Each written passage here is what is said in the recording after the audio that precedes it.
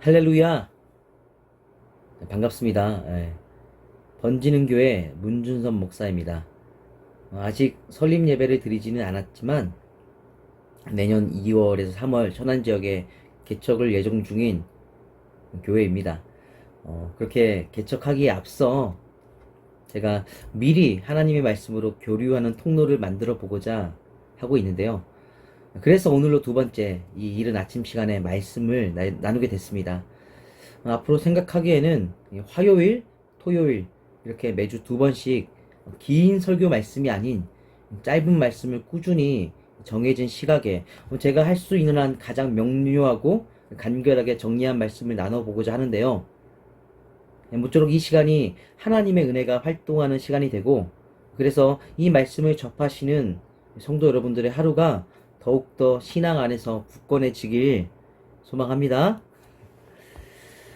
자, 그래서 오늘 나눌 말씀은요, 요한계시록 2장 8절에서 17절의 말씀입니다. 제가 얼마 전에 이 본문을 접하고 연구하며 얻은 은혜가 있어서 이를 토대로 짧게나마 말씀을 나누고자 하는데요. 한번 본문을 읽어보시고서 오늘 말씀을 들으시면 더 좋을 것 같습니다. 물론 그러지 않으셔도 이해할 수 있을 만큼의 설명을 할 겁니다. 모쪼록 바라옵기로는 짧은 말씀이지만 한번 듣고 흘리는 말씀이 아닌 내 삶의 길이 되도록 잘 새기면서 들어주시길 바랍니다. 아멘. 자, 그럼 지금부터 전하도록 하겠습니다. 오늘 요한계시록의 말씀은 본문 2장 17절 말씀에 나오듯 귀 있는 자는 성령이 교회들에게 하는 말씀을 들을지어다. 이렇게 성령께서 당시 이 소아시아의 7교회 서머나, 빌라델비아, 에베소, 버가모, 두아디아, 사데, 라오디게아 이 7교회를 향해 전하셨던 말씀입니다. 자, 그리고 또한 오늘 우리 시대에 예수님께 속한 모든 교회들을 향한 말씀이기도 합니다.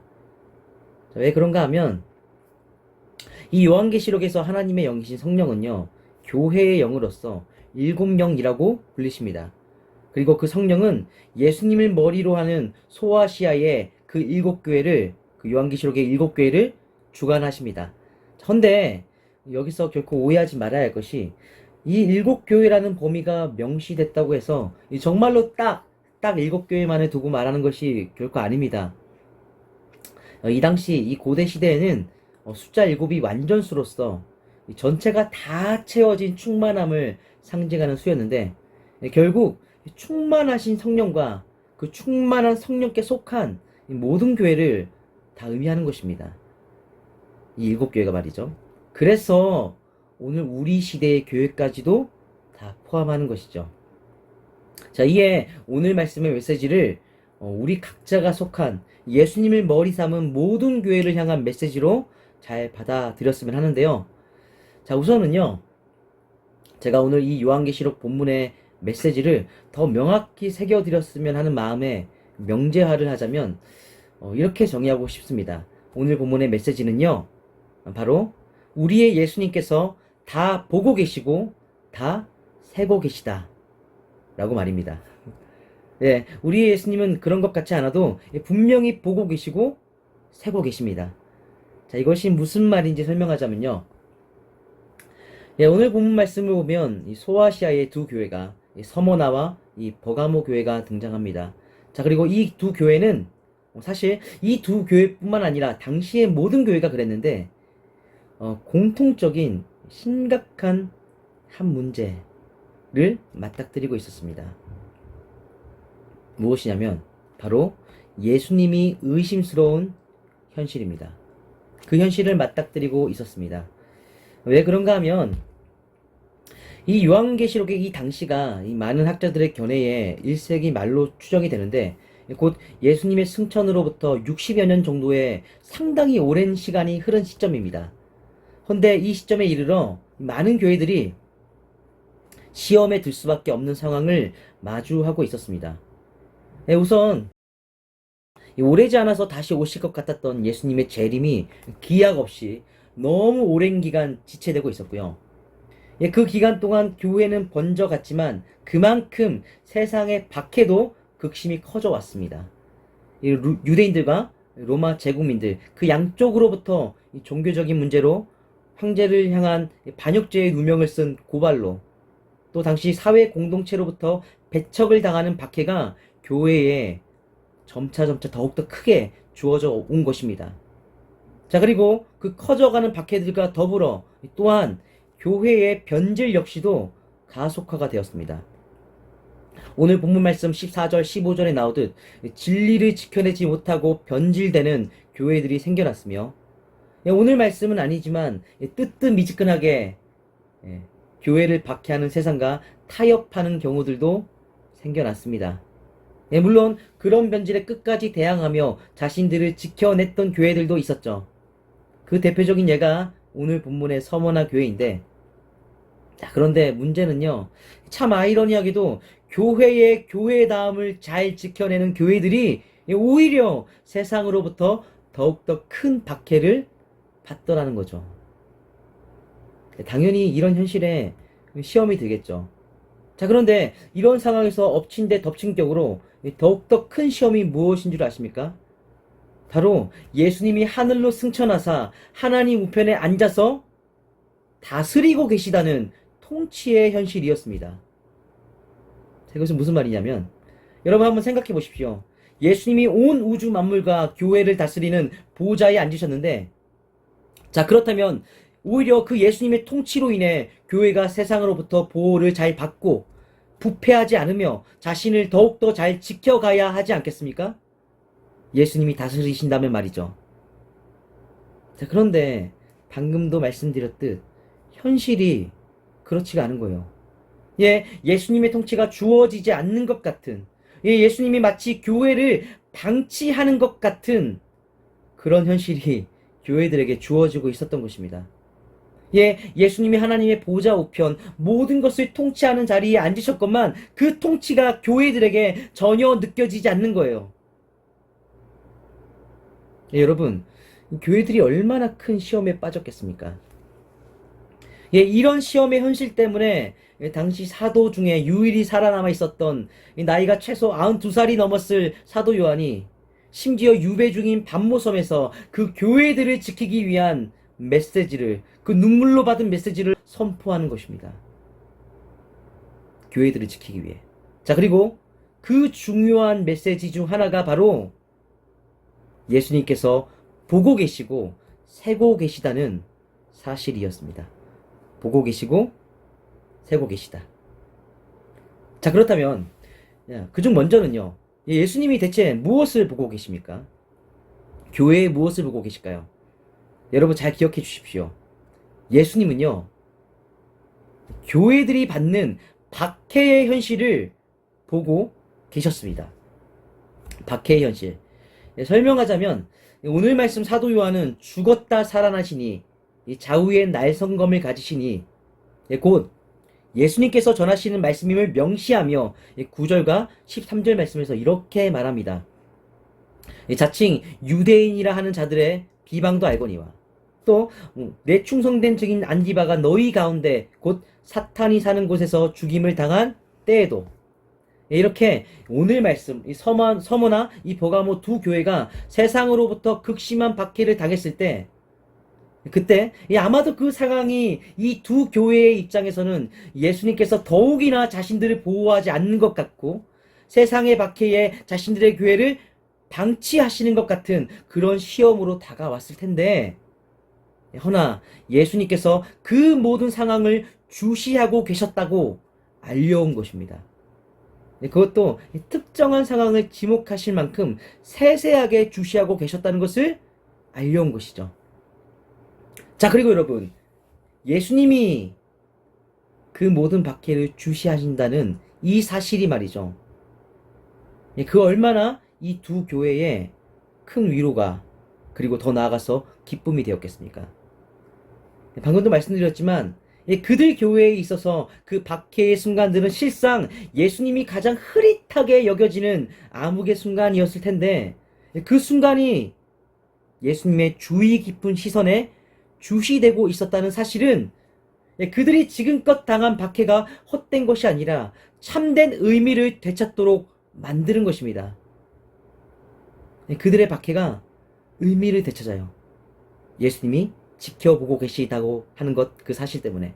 자, 그리고 여러분, 바로 이런 이 교회가 예수님으로부터 주시받는다는 그 현실이 부디 바라건대 꼭 오늘 이 시대 우리에게도 깊이 선명히 새겨지길 간곡히 소망합니다. 아멘. 왜냐하면 여러분, 이 현실은요, 당연히 오늘 우리를 향해서도 마찬가지이기 때문입니다. 제가 앞서 얘기했죠. 요한계시록의 7교회를 향한 말씀은 실상 예수님을 머리 삼은 모든 교회를 향한 말씀이라고요. 그건 여러분, 예수님은요, 오늘날 우리의 교회 역시도 보고 계십니다. 아멘. 예, 교회에 속한 우리 각자를 세세하게 주시하여서 보고 계십니다. 예, 우리가 우리의 삶에서 예수님이 가장 흐릿하다고 여기는 그 순간도 예수님은 우리를 주시하고 계십니다. 예, 심지어 그 조금의 흐릿함도 없이 우리가 예수님으로 인해 맞닥뜨려야 하는 깊은 흐릿한 빛 하나 없는 암흑의 순간에 있다고 해도 예수님의 우리를 향한 시선은 불같습니다. 그것이 오늘 말씀에 나타난 예수님이죠. 자, 그래서 여러분, 우리는요, 오늘날도 예수님으로 말미암아 당하는 고난들이 혹 있다면 그것들을 달게 맞닥뜨려야 하는 것입니다. 왜요? 예수님께서 당신으로 인한 우리의 고난을 다 보고 계시다면 그 고난만큼 의미 있는 것이 또 어디에 있겠습니까? 여러분, 한번 상상해 보십시오. 상상해 보는 것입니다. 우리의 왕이 자신을 위해서 전쟁터에서 싸우는 한 병사의 모습을 주의 깊게 지켜보고 있다고 상상해 보십시오. 그리고 그 왕의 자신을 향한 시선을 인식하는 병사는요, 왕이 자신을 지켜보고 있다는 것을 인식하는 병사는요, 정말 기쁜 마음으로 용맹하게 싸울 것입니다. 왕이 나의 싸움을 지켜보고 있어. 예, 나의 진흙탕 같은 싸움이 왕이 주시하고 있다는 그 이유 하나만으로 가장 큰 의미를 얻게 되는 것이죠. 여러분, 오늘 우리가 바로 그렇길 바랍니다. 아멘. 네, 그래서 꼭 기억하길 바랍니다. 여러분, 예수님은요, 우리의 교회를 분명히 주시하여 보고 계십니다. 모든 순간에 가장 암흑하게 예수님이 보이지 않는 그 순간에도 말입니다. 아멘. 꼭 새겨주시고요. 자, 그리고 다음 두 번째로 오늘 본문 말씀 사도 요한이 전하는 예수님은요, 바로 교회를 향해서 세고 계십니다. 교회를 향해 세고 계세요. 자, 그렇다면 대체 무엇을 세고 계십니까? 바로 상과 벌을 세고 계십니다. 자, 여기서 먼저 9절 말씀을 보면요, 예수님은 말씀하십니다. 이렇게 말씀하세요. 내가 내 환난과 궁핍을 알거니와 실상은 네가 부요한 자니라.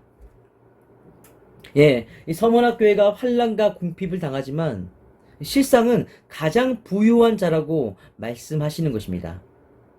왜요?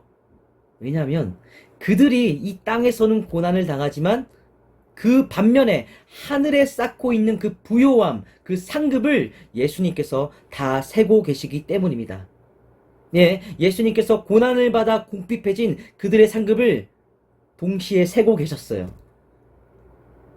이 얼마나 현실에서 보이지 않지만 큰 부요함이었겠습니까? 자, 그리고 반대로 예수님은 벌도 세고 계신데, 자, 오늘 말씀 15절에서 16절 말씀에서 예수님은요, 내게도 니굴라 당의 교훈을 지키는 자들이 있도다. 그러므로 회개하라. 그리하지 아니하면 내가 내게 속히 가서 내 입의 검으로 그들과 싸우리라. 이렇게 이 버가모 교회가 진리가 아닌 것에 변질된 것을 보시며 말씀하십니다. 당장 회개하여 그 변질에서 빠져나오라고 말입니다. 그리하지 않으면 당신의 입의 검으로 변질된 무리의 그들과 싸우게 될 것이라고 경고하십니다. 여러분, 이렇게 예수님은요, 변질의 무게에 어떤 징벌을 가하실지도 다 세고 계신 분입니다. 네, 물론 이런 예수님이 이 당시 너무나도 흐릿하게 다가왔기에 그래서 버가모 교회가 이렇듯 변질될 수가 있었겠죠. 예수님이 선명한데 어떻게 이 15절 말씀에 나오듯 니골라당의 교훈, 곧 육체로는 어떤 죄를 짓든지 간에 영혼만 구원받으면 된다는 그런 이단 사상을 따랐겠습니까? 예수님이 육체가 그 죄를 속하기 위해 십자가 위에서 찢기셨는데도 말입니다. 하지만 여러분, 그들이 그렇게 흐리게 느꼈을 그 순간에도 분명 예수님은 그들의 변질을 세고 계셨습니다. 곧 상뿐만 아니라 벌도 세고 계셨습니다. 자, 그리고 여러분, 바로 이런 세고 계신 예수님을 오늘 우리 역시 부디 잘 새기고 꼭 기억해야만 하는 것입니다. 왜냐하면 오늘 우리의 시대가 바로 역시나 마찬가지로 예수님이 흐릿한 시대이기 때문입니다. 그래서 많은 사람들이 교회를 떠나가고 교회에서 행음하며 타협하지 말아야 할 것들과 타협하고 그렇게 살아가는 것이죠. 물론 부끄럽지만 저도 완벽하지는 못하고요. 하지만 먼저 저 자신부터 때리면서 권합니다. 여러분, 그 변질됨의 길을 결코 따라선 안 됩니다. 비록 우리의 눈에도 예수님이 흐릿할 때가 많지만 하지만 그때마다 믿음의 시선을 들어서 보아야 합니다. 무엇을요? 바로 새고 계신 예수님을요. 그러면 우리는 자연스럽게 깨어서 경계하며 상급의 길을 따르게 될 것입니다. 그것을 간곡히 축원합니다. 그리하여서 10절 말씀 하반절에 나오듯 너희가 환난을 받으리라. 네가 죽도록 충성하라. 그리하면 내가 너에게 생명의 간을 주리라. 이렇듯 우리 앞날에 주어질 그 어떤 고난에도 그 예수님을 상기함으로 예수님을 향한 충성됨을 지켜내고 언젠가의 날 새고 계셨던 예수님으로부터 생명의 관을 받아쓰게 되는 그렇게 영화로운 우리 모두들의 교회가 되길 오늘 말씀 전하며 간곡히 축원합니다. 할렐루야. 아멘. 꼭 명심하시기 바랍니다. 예수님은 항시 보고 계시고 세고 계십니다. 아멘.